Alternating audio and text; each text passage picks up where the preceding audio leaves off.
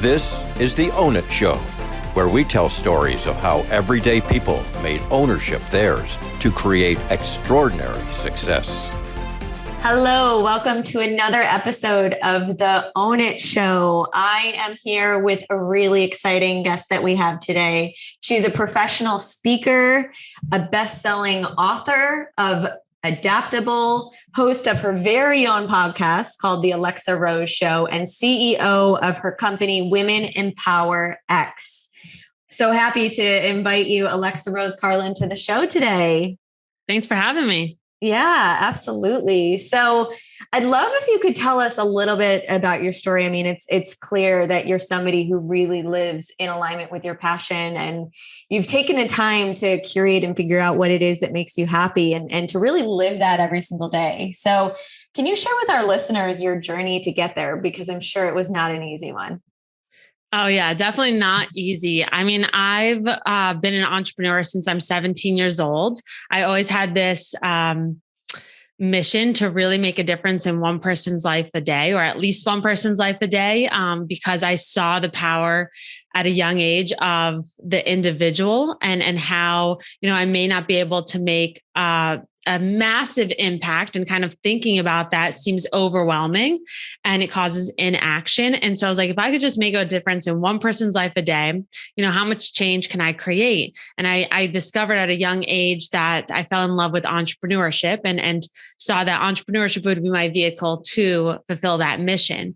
And my first business was designing jewelry, where I donated a percentage of proceeds to build schools in Africa.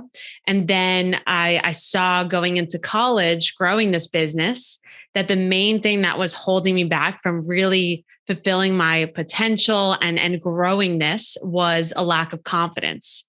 And that's definitely something I did not own, being myself. And I was always very shy growing up until a certain point when I started to realize, like, if I don't learn the skill of confidence, then it's going to hold me back, forever. And so I started a blog in college to really help instill confidence in young girls and women when I was still learning it myself. And while I was growing this blog, I was in college, and I was now a senior in college, a few months from graduation. And out of nowhere, I had this crazy near-death experience where bacteria got into my bloodstream and started killing all of my organs rapidly. And my body was sent into septic shock. Wow. And that changed my entire life. I was in a coma for 6 days, in the ICU for 10. So many different experiences, which I share in my keynotes and in my book, like very openly, just a lot of mindset shifts. And that changed. That was, a huge near-death experience where the doctors even told my mom that I had a 1% chance to live. And well, I wish I could say that was like the pivotal point in my life, right? You have this near-death experience, and now you want to go on and create and do and own who you are. It really was after this point that was the hardest thing that I had to deal with, which 6 months after I was discharged from the hospital, I was actually diagnosed with an autoimmune disease because I had 6 different bags of antibiotics pumping in my body. I was hooked up to ton IVs. I couldn't move, breathe, or speak on my own. And so it damaged a lot of my organs. And I was diagnosed with this autoimmune that is debilitating. And anyone that, watches or listens to this show that understands chronic illness, it's with you forever. And for years, I was so sick. I was in and out of doctors, in and out of hospitals. And this was when I got sick at 20, near-death experience at 21 years old, and now diagnosed at 22. And I just felt like at such a young age, all of my dreams were just taken from me. And that was for sure like the most pivotal, defining moment in my life of whether I would let this define me and define what I can or cannot do, or turn this obstacle into an opportunity. Thank you for sharing that with us. I can't imagine how difficult that must have been, especially, somebody who has so much energy and awareness about themselves as an entrepreneur at the age of 17, and assumingly has all these big hopes and dreams, but then, one challenge after the next continues to present itself to you. So I'm really curious, Alexa. You talked about a lot of mindset shifts that happened and how you really decided to show up in the face of adversity as opposed to succumbing to it. So tell us about what it felt like living in your head during that time. Oh man, not the best place to be. No, it was, I kept on asking myself, why did this happen to me? And I just was so stuck in the past. I suffered from post-traumatic stress for a long time. Like anytime my heart beat rapidly, like I got so afraid because that was one of the signs before I went into the coma. So I was so much living in fear and everything was scary. And I just asked, like, why can I just have this near-death experience, right? Have this great story and then, go on this uphill journey. And why did I have to be, stuck with this chronic debilitating illness for the rest of my life? And I was in this state of just waiting, and being in the waiting zone is one of the worst places you can be. But I was waiting to get healthy until I could go and live my life again. I was waiting until I can finally eat food again and digest to go and make friends or go back out with my friends. I was waiting for my old life to get back before I could be happy. I was waiting. And I realized, like, you must not wait for your life to change. You must change your own life. And there's only so much I can control. And that was one of the biggest lessons at this time, was to focus on the things that you do have control over. And there was this moment when I was in my bathroom and I had another hard morning of like illness. And I remember looking at myself in my mirror and thinking, why did this have to happen for me? And it was that one shift in one word, in one sentence, that really changed everything. Because while at this time, I was at a loss for hope, because I didn't see the light at the end of the tunnel. And everyone's like, oh, as long as you have hope, right, then you could continue on. I'm like, well, where's the hope if I'm never going to get better? Right. And these are like all the conversations I was having with myself. And at that moment, I exchanged hope for curiosity. And I started to become so curious to what may happen if I woke up one more day, if I took one more breath, if I took one more step, if I just tried one new thing to get healthy. And that led to more curiosity and continuing to push the boundaries, and started to decide to share my story as finding a reason this happened to inspire others with my story. That's really powerful. That's something we talk about a lot in the podcast and at Own It with our clients, is this idea of just one more, right? What if you tried 99 times and it was the 100th time that you were successful, right? Yes. And you didn't get back out there and try that 100th time, you would never be successful. And I love how you talk about switching out hope, because hope doesn't necessarily have an end result, right? It's attached to the future. Whereas curiosity, you're in the present. You're allowed to say, right, you know what if this day looks like this? If I'm just curious instead of hopeful, there's so much expectation tied to hope. So it almost reduces your expectations a bit when you make that mindset shift. Right. And it opens you up to like the wonders of the universe, right? Like of all the things that there's no way that you can even imagine them to be true for yourself. But if you allow yourself to be open and trust the journey, that was a big thing, is like trust, surrender, go with the flow while still obviously having your goals and focusing on what you want. But that curiosity really led me to be more resilient. And that even transferred over to my business, where when you get hit with rejection, right? It's the like, well, what if the next phone call is the one that they say yes, right? Or that next pitch. And so that curiosity I continue to have with me in everyday life, in personal and professional, because it's so powerful and it makes the journey a whole lot more fun. It sure does. That's a great segue into the next thing I want to talk to you about, is your business. Tell our listeners about, how you made this transition out of college through all the adversity that you faced into what you're doing today.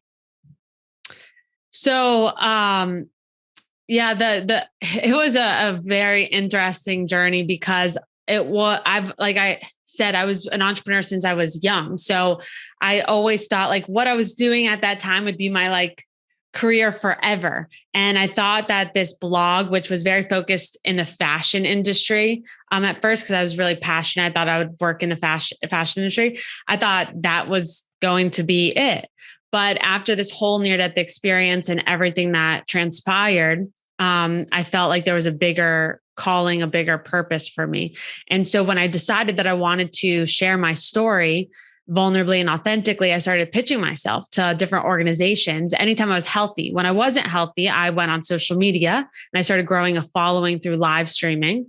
And I mean, there was many times where I live streamed from my bed because I was too sick to even get out of my bed. And really, it was very scary, but vulnerably sharing what I was going through. And that's what led me to really growing an organic community online. And then when I started pitching myself to speak on other stages, I pitched 60 people in the beginning, got 60 letters of rejection. And I was like, so disappointed. I let that rejection sit with me. And I was like, okay, well, if no one's giving me an opportunity to speak, I guess I can't be a public speaker. And for months, I let that define my career. But that passion, that fire was still so inside of me. And I always say, like, if you have a dream that keeps you up at night and wakes you up in the morning, it is there for a reason. And it is your job not to ignore it. And I had this beautiful epiphany moment. And I thought, wait, why am I putting my dreams in someone else's hands, right? In a stranger's hands, letting them say yes or no, I could be this. And I thought, well, if you're not going to let me speak at your event, I'm going to create my own event. And that's what I did. It was under meetup.com at first, the small meetup group. 5 people showed up to my first event and I was like so excited to inspire 5 people. And it grew slowly but surely. But through that process, finally, people started asking me to speak on their stages because I started to get more experience. And that's when I saw a real disconnect among women. And I noticed that every event I spoke at was very segmented off by age, industry, or even ethnicity.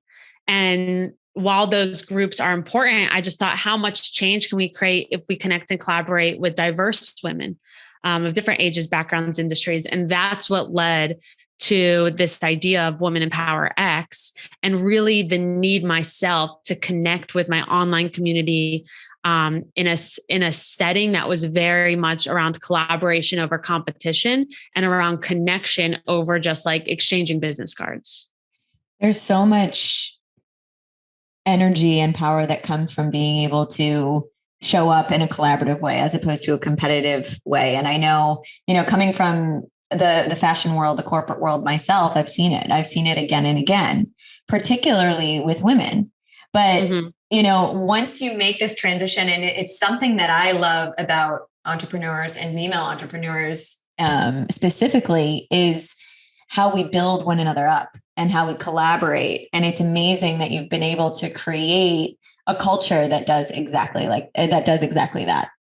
Thank you. Yeah, I agree with you. It's interesting how a lot of times we see the change for women, especially women in business, around men, which obviously that's like a whole other conversation, but there's a big change around women. And there has to be this state where women understand that when you help another woman grow and become that ladder for them, we all grow together.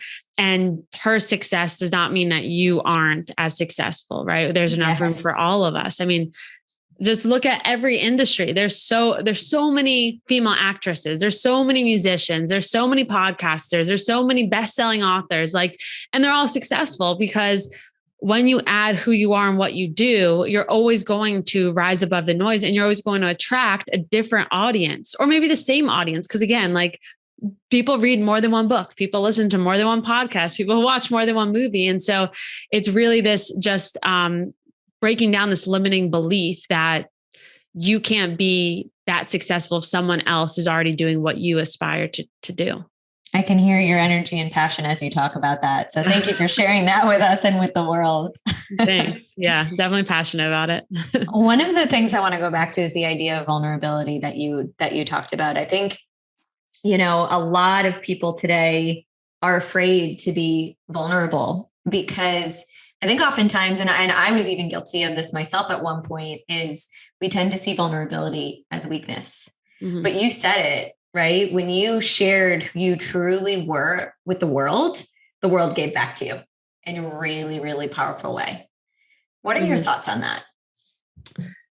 Yeah. I mean, the more I shared vulnerably, the more my following grew because people related to it. People related to the fact that I was saying, hey, like, this is what's happening. Like, I'm not that motivated right now. I'm not healthy right now, but I'm still chasing after my dreams. And so they saw that they didn't have to wait until their life was quote unquote perfect, but they could achieve what they wanted in the imperfection, in the challenge, in the obstacle itself. And so the thing that really though inspired me or gave me the courage, that's better to say it that way, gave me the courage to share so vulnerably, because it still is scary, right? Courage is doing it just in spite of the fear itself. But it was this need to not feel so alone. With my autoimmune, I was always afraid. I still am, because at any moment I could not feel well. And if I'm about to go on stage, and this has happened to me before, and all of a sudden I don't feel well, I can't get on stage. And if I just kept on saying, oh, I'm fine, I'm fine, and people are not really opening up, I would always feel like I was all alone, and like that stress and that anxiety, right? That I wouldn't know what to do. But the more I shared, the less alone I felt. And that allowed me to do things that were still scary because I knew I had some community by my side. And that's the most powerful thing. I think we're all walking around like not really sharing who we are. And so we're feeling alone. And, loneliness is a big problem in today's society right now. And I think the main factor is because we're really just saying, oh, I'm fine, everything's okay. And you're not really sharing. And I do these workshops all over the country, and it's mind-boggling how many people work together every single day and know nothing about each other. Mm-hmm. Yeah, it's like we're in the midst of an I'm fine pandemic right now. Yep. Everybody's afraid to be vulnerable and share how they really are doing. Yeah, I don't understand the idea of like how it could be a weakness. I understand the old mentality of like wanting to be the strong, powerful woman, especially if you work in a male dominated industry. And if you are saying you're tired or your finances aren't the greatest or whatever, people will look at you in a certain light. I understand that, but there's a way to be vulnerable and stand in your power and be respected. And it really comes down to empathy, compassion, and leading by example. And when you are vulnerable, you give permission for others to be vulnerable too. You're exactly right. It's probably one of the most powerful, scariest, but most powerful things you can truly do. Yeah, I agree. Showing who you really are. Mm-hmm, for sure. Scary, but necessary. Yes. I want to slightly shift lanes here for a second, because you just got married. Congratulations. Very exciting. You. Yes. Super excited. So the reason why I bring that up is because you had sent out an email prior to both your wedding and then your honeymoon in Greece. And one of the things that I noticed, it was an email that you shared with your community, was the intentionality behind it. You had created a time and space for yourself to really be present and be in the moment. And I think, a lot of our listeners are entrepreneurs, and it's so easy to feel like we are at the mercy of our business, because oftentimes we're the only ones responding to the business, or we're the only ones who care as much about the business as we hoped everybody else who's touching the business would. Right. Uh-huh. So I would love if you could tell our listeners a little bit of advice about how they can show up with intentionality and give themselves the space that they need to be human and take that much needed self-care that oftentimes we really need. That was a big thing for me. And it was hard. I mean, I'm not going to say it was easy at all. I planned a year for this. And so I took off 3 straight weeks of no email, no business. Like I even told my team, you cannot message me, cannot ask me any questions.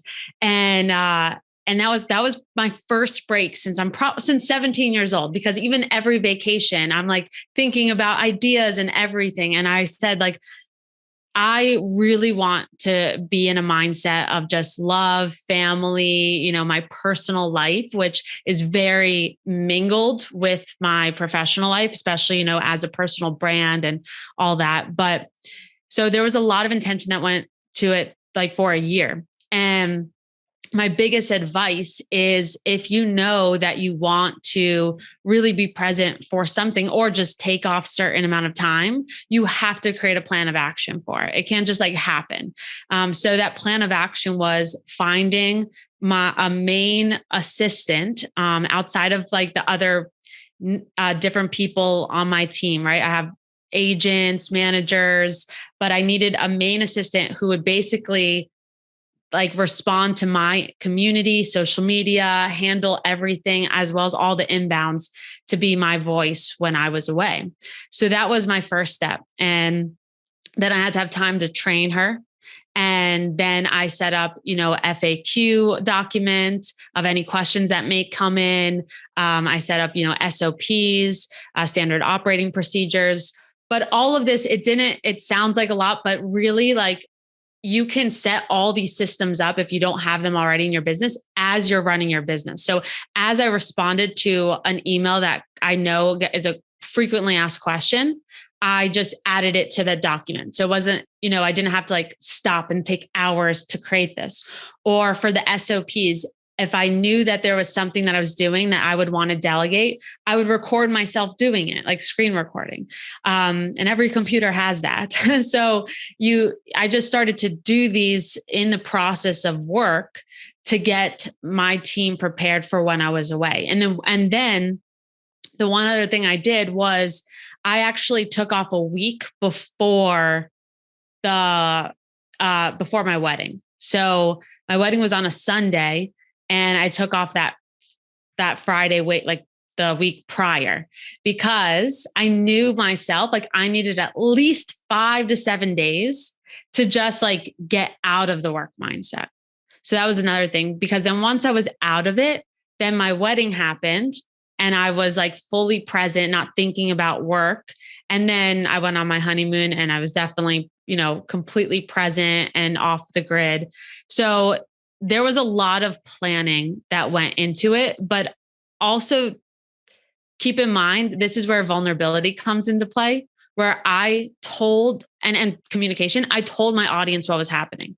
I didn't just like hide behind the scenes and put an away message for my email, right? You even knew, because I sent out an email. I told our students in our courses, like I told everyone, I'm taking off 3 weeks. Here's the person, if you need to contact someone, and my team will still respond. But I think that was a big thing, and people respected me for it and understood if I didn't get back to them until I came back. Because also, like, I think people are more open to mental, to self-care, to mental health days, to personal celebrations. I think people want others to take it versus being on this nonstop hustle grind, mode. Absolutely. And after all that intention, after all that planning, did it work? Did you get the uninterrupted 4 weeks that you so deserved? Yes. Yeah. No, it worked. It worked really well. It did. And I'm very, very grateful I was able and did that for myself, because it was needed. And there's like no regrets, right? That my mind was somewhere else than I wanted it to be. So yes, it did work. Well, good for you.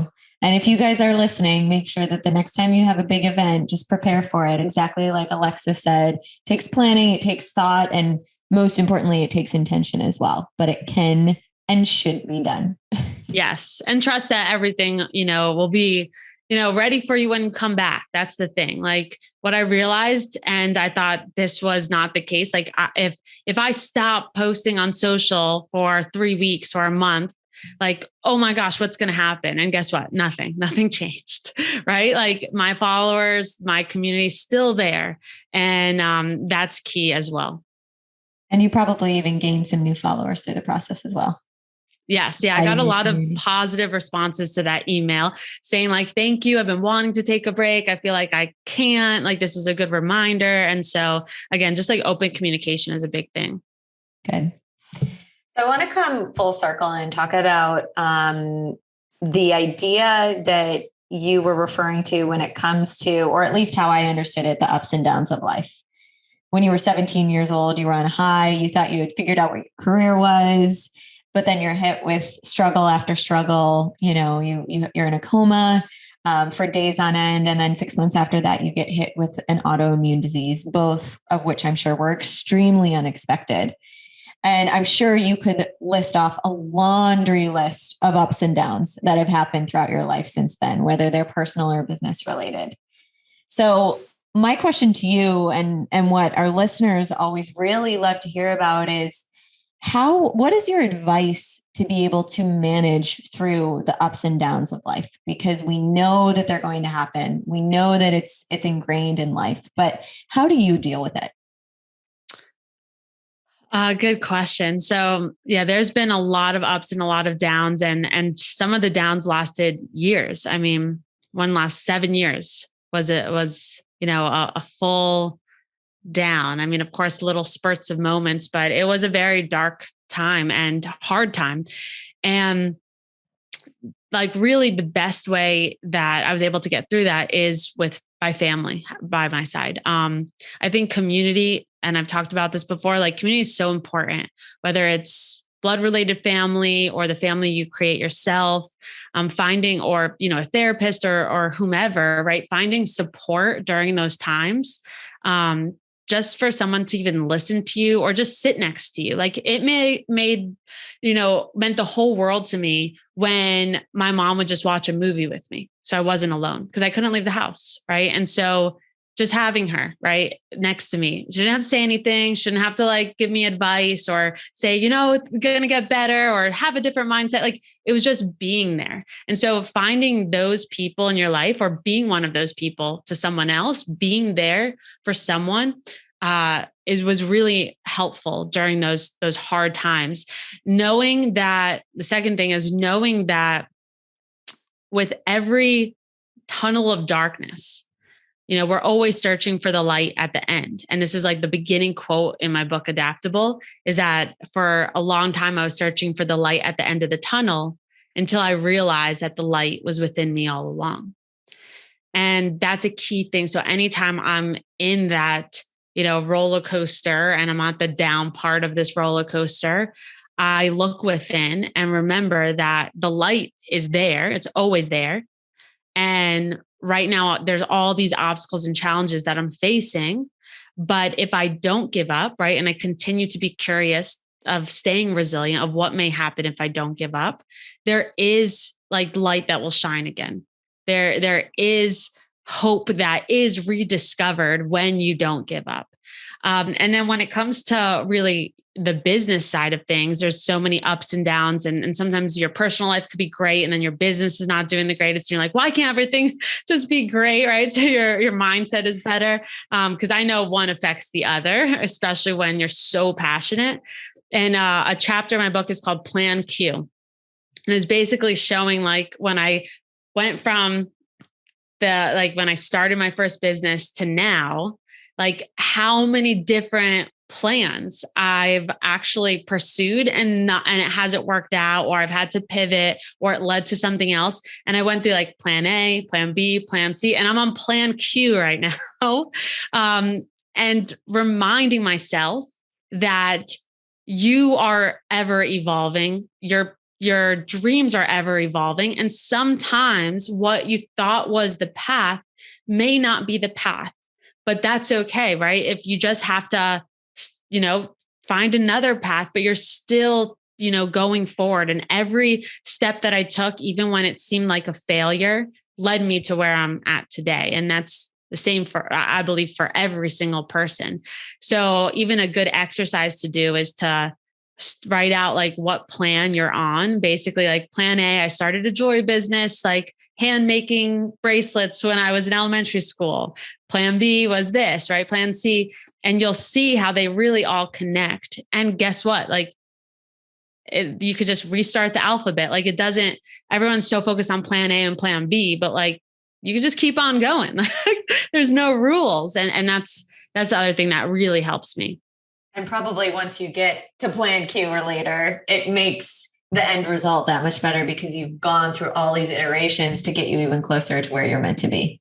Yes. And then you realize, right, all your plans need to be fluid. And the only way to actually become who you're meant to be is to continue to evolve and continue to adapt and, pivot with the purpose of your bigger vision for your life. Well, that is certainly ownership at its finest. I want to ask you one of our listeners' favorite questions. And, I can't wait to hear your answer because you're so clearly somebody who lives in ownership. You've been through really difficult moments in your life, but you've been able to make this amazing, powerful, collaborative culture out of it. You're somebody who's able to live in your passion every single day. It may not be every single moment of every day, but even sitting here talking to you, I've been able to see it through the video screen. It's really an amazing thing to witness. So what I want to ask you, Alexa, is in a word or a phrase, what would you say is your definition of ownership? My definition of ownership is being confident in who you are. Perfect. I love that. And Alexa, where can people find you? You can find me on social media, Alexa Rose Carlin, all over YouTube, TikTok, and Instagram is where I mostly hang out. And you can also learn more at alexacarlin.com. Awesome. Well, thank you so much. And thank you for being with us today, for having this amazing conversation. For those of you listening, remember that oftentimes the light is not at the end of the tunnel, it's within you, and to keep seeking that and keep finding that, and that your journey to what you're meant to do is a process. It's a process of ups and downs. Continue to go through those, continue to experience those iterations, because at the end of the day, it's only going to make you better. And another big thing to keep in mind is curiosity instead of hope. If we focus on that curiosity every single day instead of that hope, all of those expectations, it allows us to approach life with a lot less pressure and a lot more fun. So with that, success is different, own your different, and we'll see you next week.